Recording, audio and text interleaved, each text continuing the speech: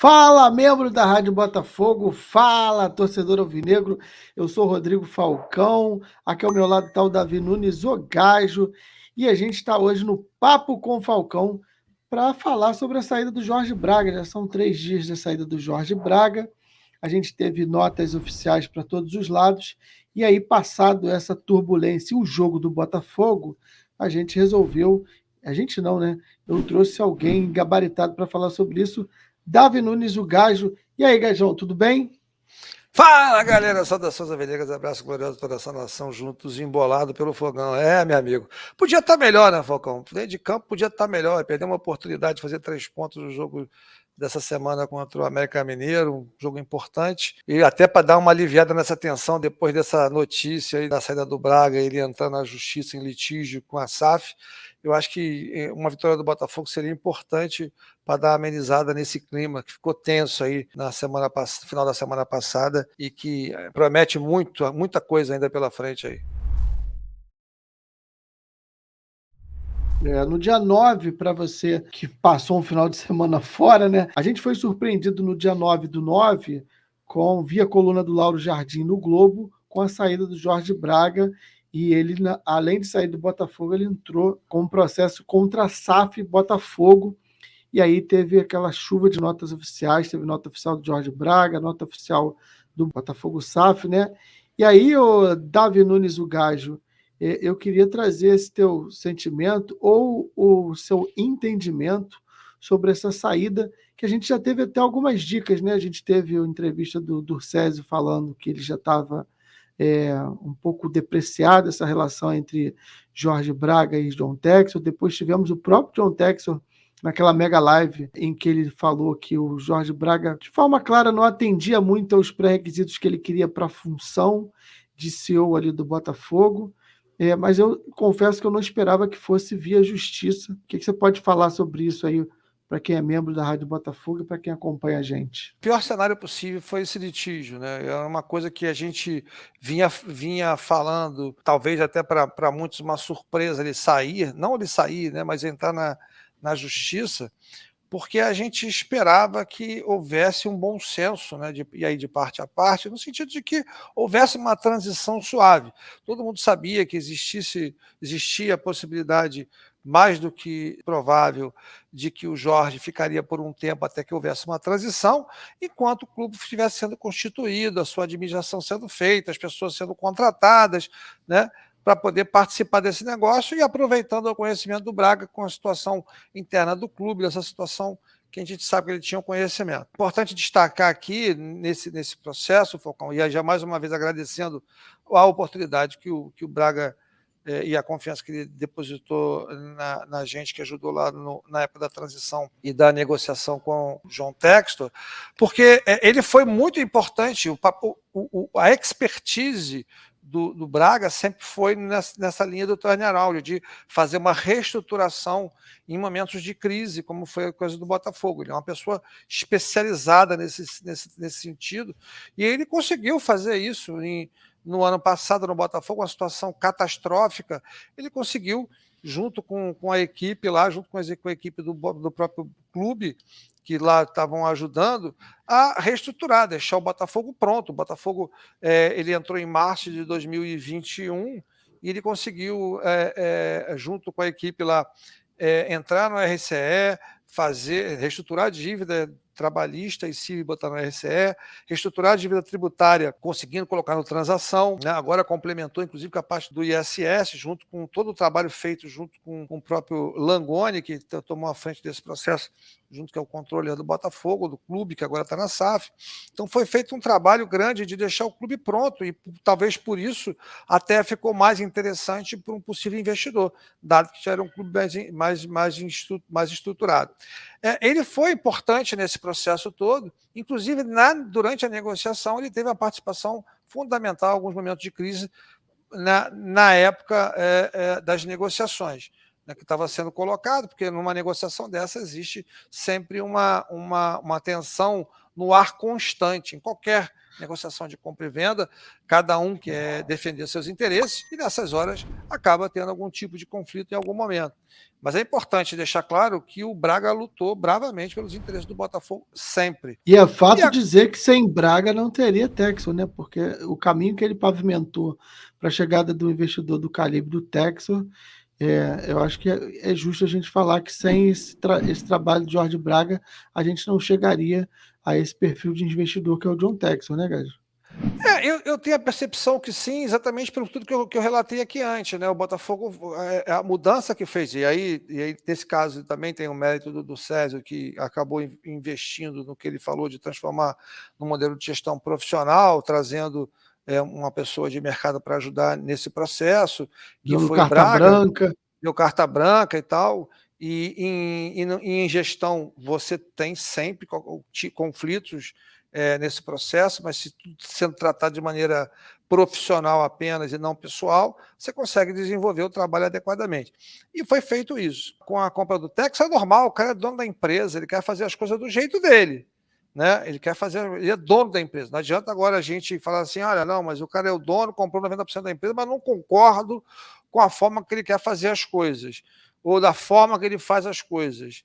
Ele é o dono, tem 90%, ele quer fazer dessa maneira, desde que seja dentro de uns princípios éticos, dentro de algum tipo de governança, que atenda o que tiver nos pré-requisitos lá acordados no acordo de acionista, que garanta os interesses do Botafogo, né, do clube Botafogo. Ele tem o direito de fazer o que ele quiser, contratar quem ele quiser, demitir quem ele quiser, né, montar um Botafogo Way do jeito que ele quiser. Ele tem 90% do clube, né? Ele tinha 80%, ficou com os 10% já esperados, daquela época dos 50 milhões de reais que foi emprestado para o Botafogo para poder passar o início do ano sem perrengue lá, e já estava tudo acordado de que esse valor seria transformado, desde que o Botafogo não pagasse, a chance do Botafogo pagar aqueles 50 milhões era nenhuma, então, feito dessa maneira. E isso foi ficando cada vez mais claro no momento em que o Tairo Arruda ficou como o diretor executivo. O Tairo, que, na verdade, junto com o Danilo Cacheiro, da Matix, foi quem teve o mérito de encontrar o John Textor, mostrar para ele a importância do Botafogo, que ele poderia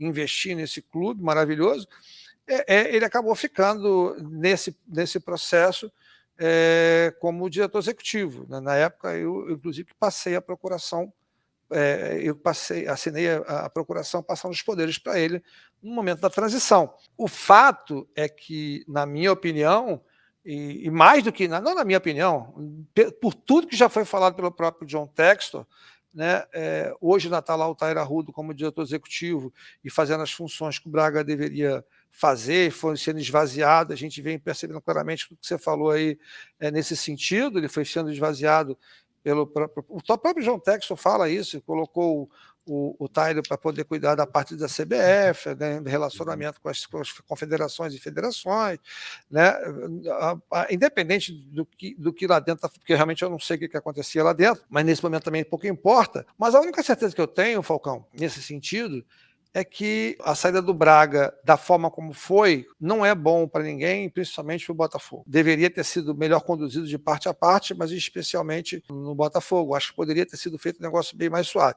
Independente de qualquer coisa, eu sei que existem discussões jurídicas a respeito. A gente sabe que o Braga está cobrando, já foi como foi anunciado aí, principalmente com relação a um bônus que ele teria direito. E aí, mais uma vez, eu não vou entrar nesse mérito, mas tenho uma opinião formada sobre o tema, mas o fato é que os contratos foram feitos para serem cumpridos, né? Então, se tem contrato, foi assinado, ele tem que ser cumprido. Eu vi até a entrevista bater um papo, aliás, muito boa a entrevista, mais uma vez agradecer ao Bernardo Gentili pela participação na Sexta Folgada, foi divertidíssimo, né? Aquela dança da Tropa do Gordão. Tropa do Gordão. Tropa do Gordão, né? Foi muito bacana, deu uma descontraída depois. Vai botar até o link aqui para a galera dessa entrevista depois também. Vale a pena, porque ele ali deu a visão que o clube passou para ele sobre o que acontecia com o Jorge Braga e tentou, obviamente, buscar a posição do Jorge Braga. O Jorge Braga, por óbvio, não vai falar, mas os advogados se posicionaram formalmente depois, e fica informação e contra-informação, aquela briga, né, aquela disputa de informação e contra-informação de parte a parte, e aí a justiça vai ter que decidir sobre isso. Mas é fato que existem contratos que precisam ser cumpridos. A discussão agora, pelo que eu estou entendendo, pelo que o Leonardo Gentili falou, é quem que deve isso, se é a SAF, se é o Botafogo, isso vai ser discutido na justiça. Então, Gajão, a gente teve então a saída do Jorge Braga, que você bem falou, e aí, como é que é o futuro sem o Jorge Braga? Hoje a gente tinha o Taira Arruda, não sei se o Jorge Braga já na estrutura organizacional já respondia ao Taira Arruda, estava embaixo do guarda-chuva do Taira Arruda, mas de qualquer forma o Taira Arruda, a minha visão, parece que também está ali para fazer essa transição, não é o cara para a SAF que o John Textor espera. Então agora, sem esse embate aí com o Jorge Braga e com esse caminho livre, qual será o futuro? Qual será que você acha que a gente vai ter sem o Jorge Braga? Um único CEO entrando no lugar do Taira Arruda? A gente vai unificar as funções de Jorge Braga e Taira Arruda? Como é que você vê esse futuro da Botafogo SAF após a saída do Jorge Braga? Então, Falcão, vocês devem lembrar na live de que eu fiz o retorno lá para a Rádio Botafogo, eu retornei para a Rádio Botafogo depois de 9 meses, eu comentei que existia um gap de gestão grande entre a data da venda e a situação atual. Ou seja, John Textor ou a SAF do Botafogo estavam demorando muito a tomar certas decisões de forma a estruturar o clube de maneira organizada, tanto na parte organizacional, como você citou, como na infraestrutura, que era o caso do CT, a definição sobre estádio, né, a definição de quem seriam os diretores de estádio, né, algumas decisões importantes precisavam ser tomadas rapidamente, até para poder criar um ambiente adequado e já construir uma ponte para 2023. Eu sei que é um negócio de médio e longo prazo. E uma das coisas que estava faltando fazer é definir a estrutura organizacional. A gente sabe que o Taira Arruda não será o CEO, não será.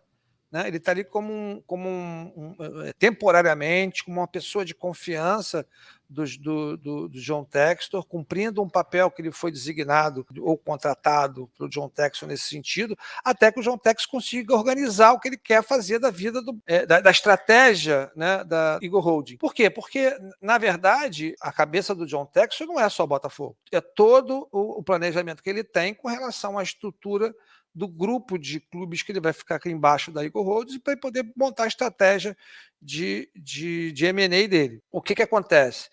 Tanto é verdade que eu estou falando, que o John Textor já procurou e já teve conversando com 3 ou 4 CEOs ao longo desse período. Um deles vocês vão lembrar, que é o Marcelo Paes, que foi o presidente, é o presidente do Fortaleza, e ele não quis aceitar.